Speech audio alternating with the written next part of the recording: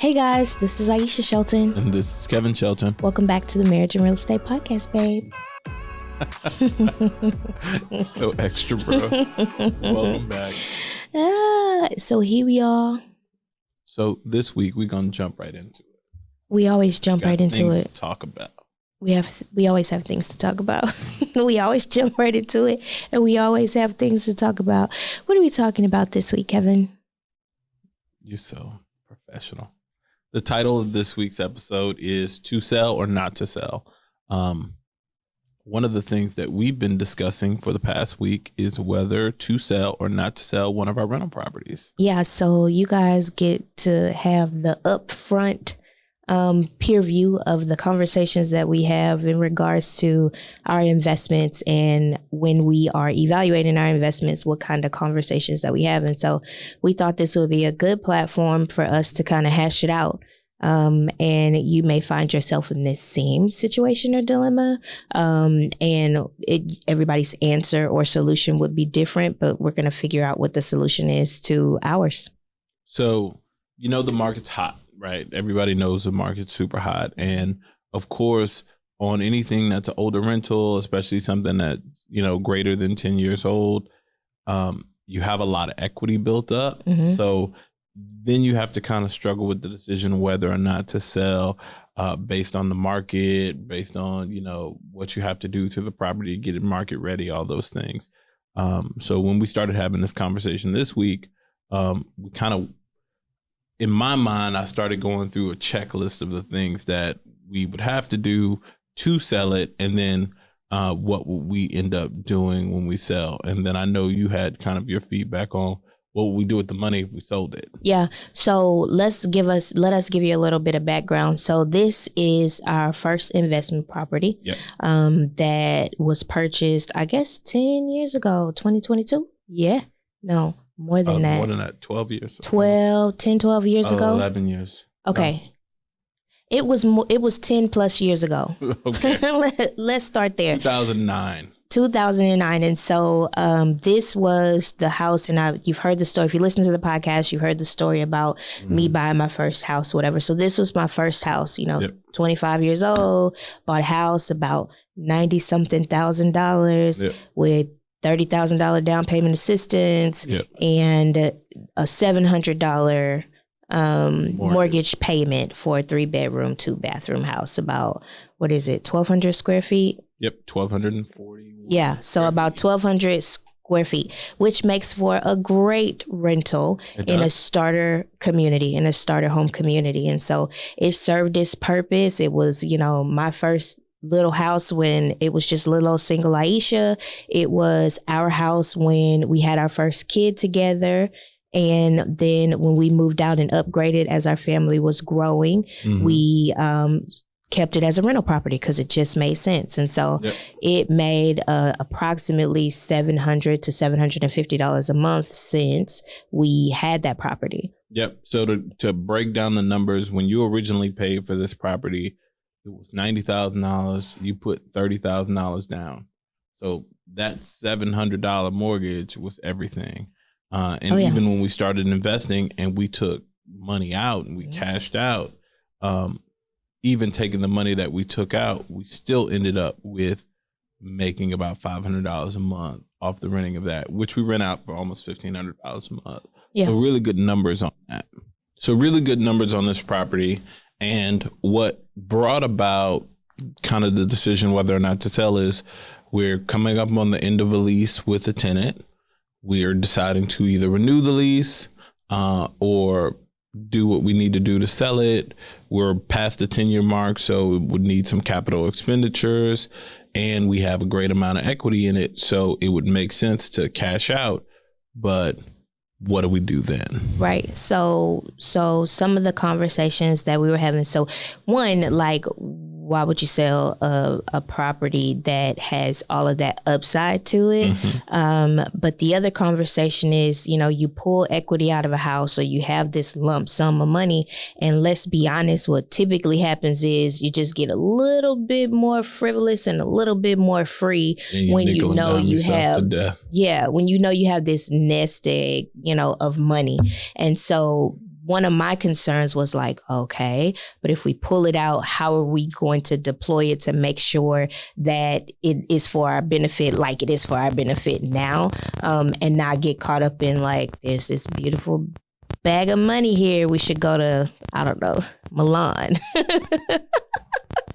No, I don't think we would do that. No, I'm not saying okay, gotcha. I'm not saying that we would do that, but I think that what typically happens is, and I'm sure other people can relate, is that you get this lump sum of money and then you look back, a year and a half later and you go like, what did I do? what do we do with that money, right?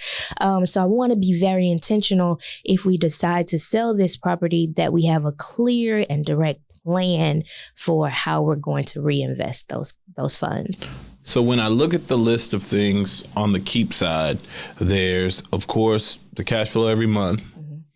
It's in pretty good shape. I mean, as a property, it needs very little maintenance, a couple of capital expenditures, but nothing major. Mm-hmm. Of course, there's intrinsic value. It's your first home, things like that. And then it's in a great area, so that area is going to continue to appreciate over time. There's lots of development happening around the area, both residential and commercial. So, would we realize the maximum value from it? Like, what else exists? And is there more equity that can be extracted if we hold on to it a little bit longer? No. So all those things are, good points to consider. On the sales side, it's the equity we have now. Mm-hmm. The frustration of getting it ready for new tenant, leasing up a new tenant or renewing the lease with the existing tenant, and Lord knows what, because let's be very clear. We have not been the most attentive landlords. Yeah. We have not been the most attentive landlords. We're like, the check clear and we happy. So don't call us. Happy. We'll call you. Now, we've had some things that we've had to go check. Funny. So we put eyes on the property at least a couple of times a year. Yeah. But it's not like we over there every week. So when I drove by, there was definitely things that I'd like to see done. And if you are, let's be clear, if you are a very present landlord, and not present like in your tenant's face kind of present, but you would have, you would pass by and see, or somebody, would pass by and see that there's attention that needs to happen to whatever. And I think that's where, Kevin passed by and like, man, this tree is way overgrown. We really need to maintenance this. Well, now, mind you, there was a time we kind of really streamed down our expenses because we were taking care of all the landscaping. We were. Had eyes on the property very regularly, and I was way more hovery landlordy. Yeah. And you didn't like that. I didn't. And it created a lot of great relationships with our tenants, but it made hard conversations a little bit more difficult.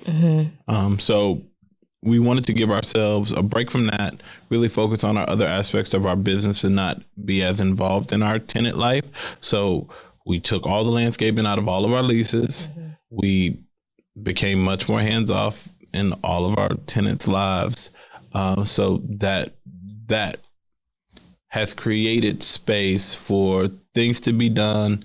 And maybe I think we probably gonna land in a hybrid of the two. Yeah, and because I really feel like when I think about the first kind of landlords we were, when we were fairly new landlords, we were very much hands-on, super attentive. Do you need something? Can we help you do something? Here's your birthday card. Here's your Christmas card. Right, and then we became these like hands-off landlord, and then we see that, some things have declined with the property. And so I think we definitely are at a place where we want to be a hybrid of the two. I remember from one of the Bigger Pockets landlord books that I read, it was saying how you want to have maintenance people in order to keep eyes on your property. You want to have maintenance people go through the house for whatever reason. Like, hey, we changed the filters. And so we'll be through, letting them know that we're coming through. And the same thing with the lawn maintenance. When we had somebody coming through, cutting the front and the back lawn, you had more eyes. You had eyes on the physical property, and your vendors can say, hey, I just want to let you know that there's a window's been broken for the last, you know what I'm saying? Yeah. That hasn't been the case with our properties, but that's one of the ways as a landlord that you can keep your eyes on the property, or have someone that works with you and for you to keep your eyes on the property without being so present. No, true. So looking at the keep list versus the sell list, I definitely think there's many more benefits on the keep side.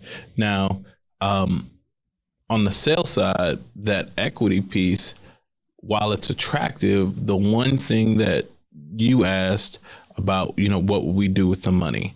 And when I looked at our investment analysis of our existing businesses, investments we have coming up, and could we quickly deploy this capital into something that could immediately generate the same returns for this particular piece of capital? Mm-hmm.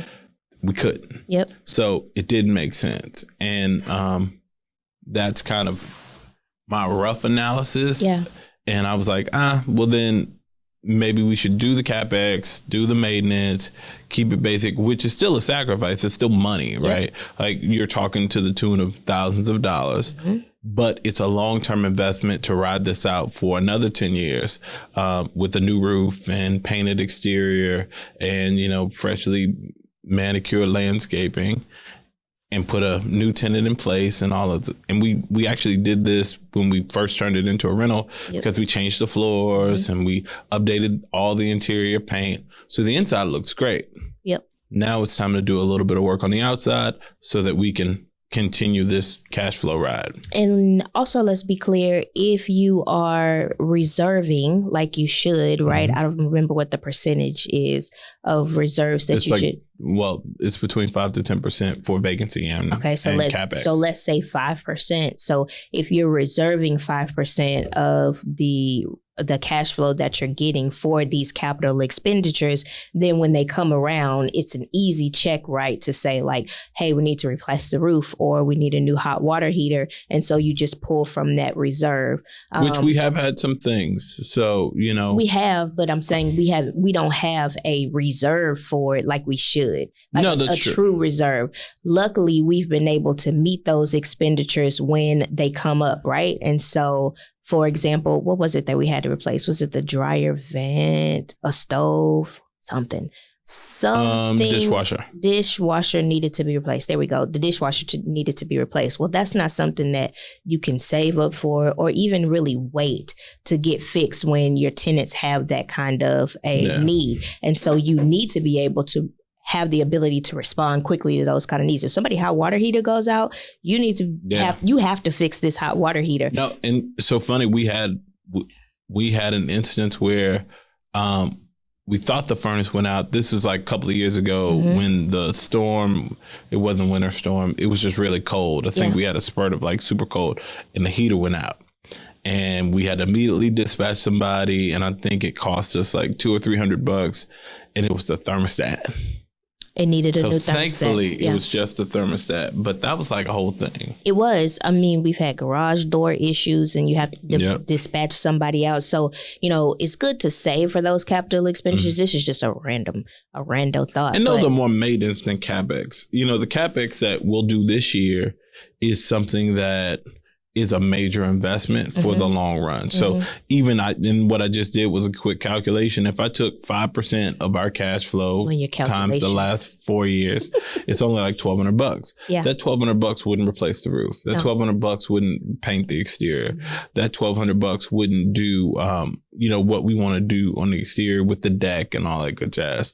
But the benefit of being contractors is we do have resources that are at our disposal to get very good pricing on lots of things. And we do have the money to do the other stuff that we want to do where it's not a burden. So it kind of is what it is. But what it does is protect our value in our property for the long haul, make it easily rentable, make it easily turnable so that, if one tenant moves out, we can move somebody else in and the property is always cash flowing. And that's to our benefit. So the one thing that I love about, taking this investment journey with my husband is this, right? This kind of dialogue, because when this first became a conversation, Kevin had it in his mind. He's like, hey, the market is good. I think we should sell Skyview. And to have those two dynamics, to be able to put our brains together and make this decision and pose the different perspectives. Yeah. Now you're in a place where you're like, yeah, I guess that doesn't make sense. But when it was you, and even if it were just you, if it was like, hey, I have this cash flowing property and the market is really good and I can get the value from it, you have one perspective. So I enjoy and I'm super grateful for, the marriage of the real estate and the marriage in real estate and having the ability to make these decisions together. Sure. I mean, and honestly, this is one of the benefits of even the course that we're doing in the community that we're launching, because you can have these collectively, right? So when you ask that key question is, what will you do with the money? Yep.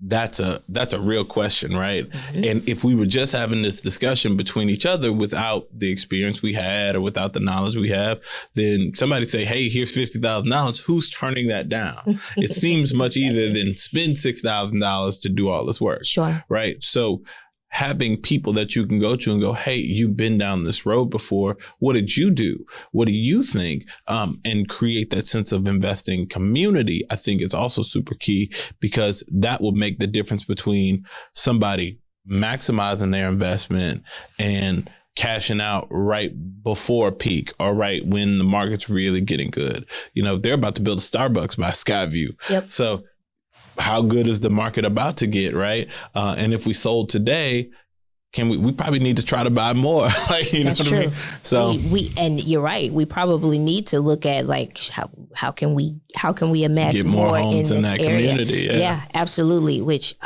anyway, now my brain is like, I know neighbors. I know people that live over there. Like we can make that work. That's a good point. Yeah. I know, right? So maybe we can. Well, our interest rate's really good. The interest rate on Skyview? Yeah. It's not as good as the interest rates are now, but right now. Yeah. It's like a 4. It's in like a 4 or 5 or something like 4? That. Mm-hmm. Oh, we might need to refinance. It was a good rate when it was a good rate. We might need to refinance Skyview. Maybe we should refi.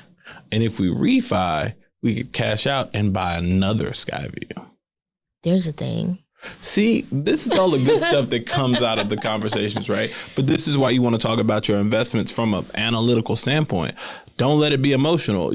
I think when we first really got into it, it was like, oh, well, this is your first house and this, whatever. And you have to really separate yourself from investing and I like this house or this was my dream or this, whatever, because that's the difference between it being an investment and just a liability, honestly, because if you holding on to something just because, it was your first, it might not be the best use of your cash. It might not be the best whatever. So, I mean, everything for sale if the price is right. That's true. And everything can be kept if the numbers make sense. So that's true. And you made a good point. We don't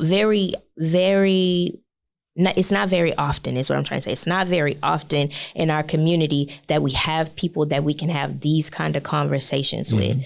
And, marriage and real estate and even the establishment of the Marriage and Real Estate Society is that. It's like the community that you wish you had, the community that you would want to be able to have these kinds of conversations with. That's what we are creating with Marriage and Real Estate and the Marriage and Real Estate Society. It's like finding your people. Yeah. I think we have done a good job at finding who our people are personally, who we can have these really great, really authentic, really helpful conversations with, but everybody else doesn't have that. And so we put this platform together of Marriage and Real Estate so that we can make that super inclusive and add other people to the conversation. And so that we can be your people. So please definitely tune in. I know that we'll have the links for the course coming out soon. And I know that lots of fun stuff. I'm super, super excited. It's a fun time. And, I look forward to more conversations like this with you. For sure. And let's be clear, we're the doers, right? That's true. This is not a group of people who sit around and talk about what we're going to do. Yeah. This is not a group of people who sit around and talk about investing and all the different ways you can do it. We're going to encourage you to do it, We're putting our money where our mouth is. Yeah, to jump into the water so that we're not just having these hypothetical conversations about what you could do. We're having real live money-making, transacting conversations. We're buying properties, we're becoming landlords, and we're building wealth through real estate. Yeah, man. Let's do it. Let's go. This has been the Marriage and Real Estate Podcast. We out.